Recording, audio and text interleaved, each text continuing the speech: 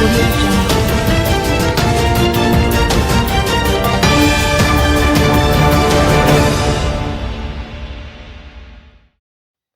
Cops kill 3. Seized printer used to make gun parts in St. Catherine raids.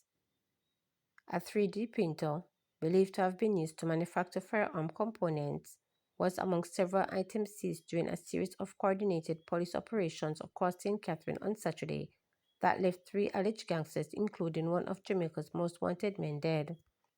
Senior Superintendent Hopton Nicholson, commanding officer for the St. Catherine North Police Division, said investigators believe the 3D printer was being used to create gun parts, including suppressors, in what he described as a worrying new development in the criminal underworld.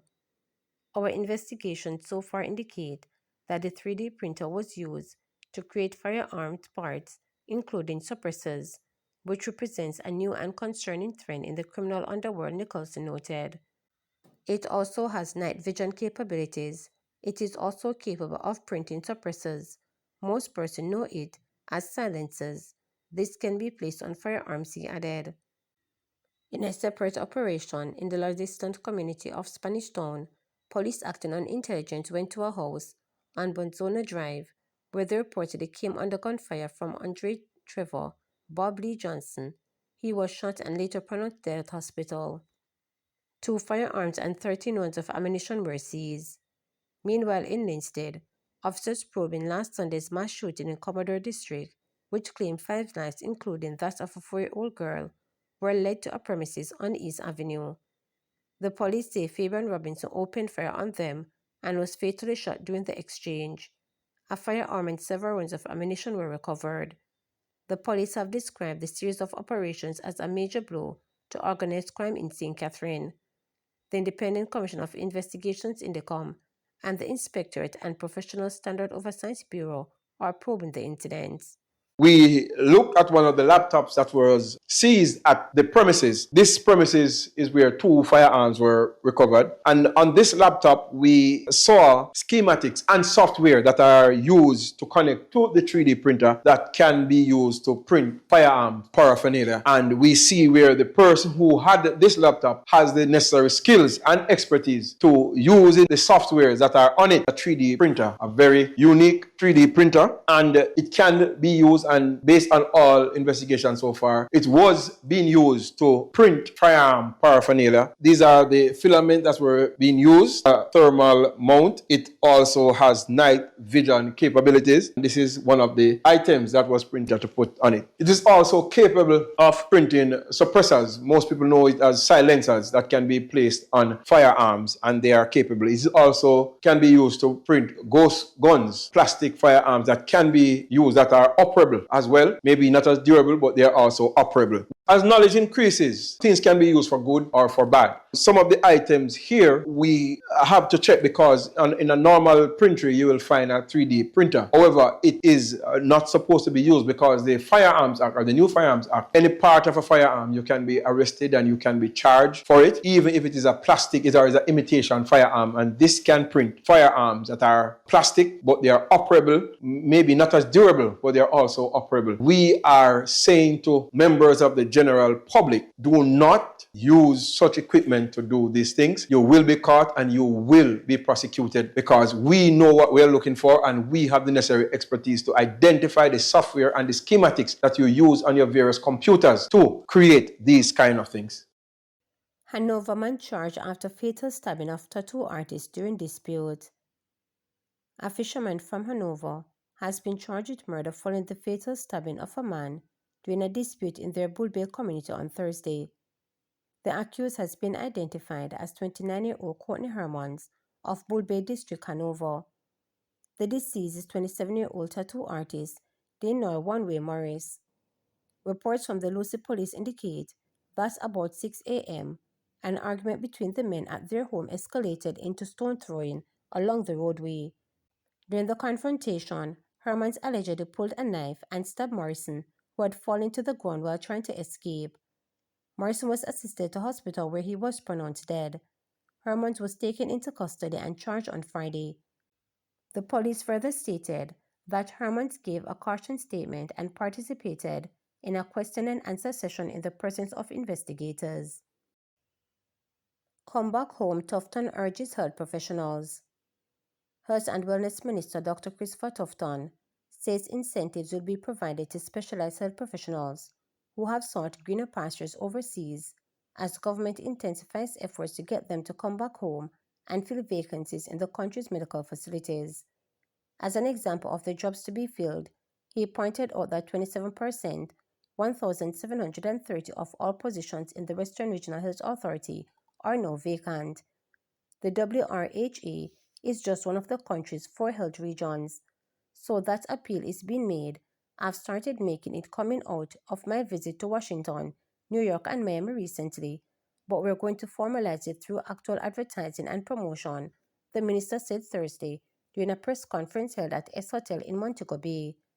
To fill the vacancies, we are collaborating with bilateral partners in the Philippines, Nigeria, and I'll tell you, I just got back from the US, and we have decided our terms to be actually advertise the promotions in the US for Jamaicans who may want to return to Jamaica, he added.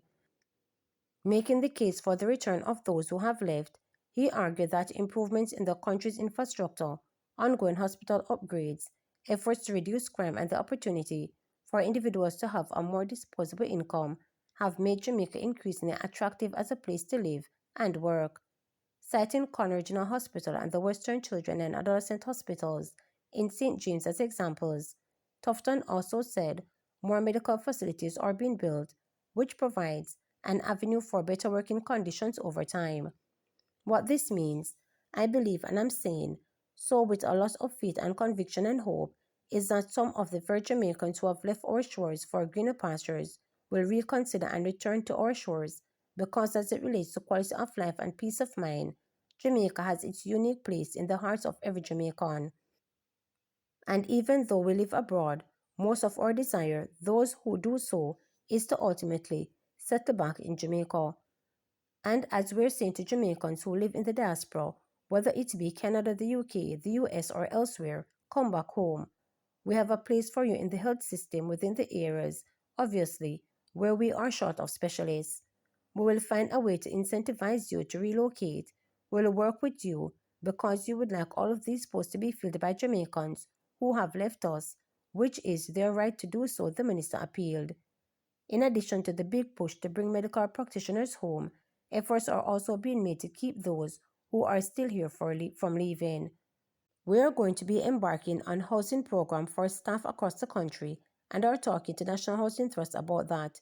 You'll hear more about it in this term of office about the housing on hospital premises, but in the meantime, it is a case of rental or lease.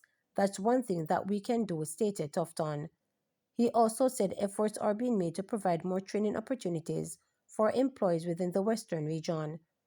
I had a meeting and looking at the global health platform that will see more training and the possibility of a training facility being built out here in Western Jamaica, Tufton noted, pointed out that only 4,449 of the 6,179 positions within the WHRA are now filled. He spoke of the impact gaps like these have on the country's ability to efficiently provide health care. Staffing is a challenge in the health system across the country, and certainly the Western region suffers similarly, stated Tufton. The minister made the point that some positions are difficult to fill because of the location and the specialized skills required. He gave specialized nurses and doctors as an example. Similarly, some of the locations in the Western region are not as attractive to a prospect. Unfortunately, even though Westmoreland is a beautiful parish, some people don't want to go and work there for various reasons, revealed Tufton. The minister noted that while the challenges are multifaceted in terms of filling these posts, the ministry is currently developing a program to optimize employment. The region has instructions to advertise the positions to see what the market is offering and hopefully to fill as many places as possible, stated Tufton. He said the shortage has resulted in staff being overworked. The assumption of compensation review was to have staff, remember, work over 40 hours and on shift where there's a 24-hour service requirement. Unless we get the optimal level of employment, what you will have are more people working multiple shifts, and the consequences of that would be burnt out, stress, and the compromising of service quality reason toughed on. So, it is really not ideal to have persons working multiple shifts. We know that some of the staff members are stressed out from this, and we're encouraging the region to be proactive, be creative in its recruitment processes, urged the minister. To subscribe, like, share, and click the notification bell for daily updates.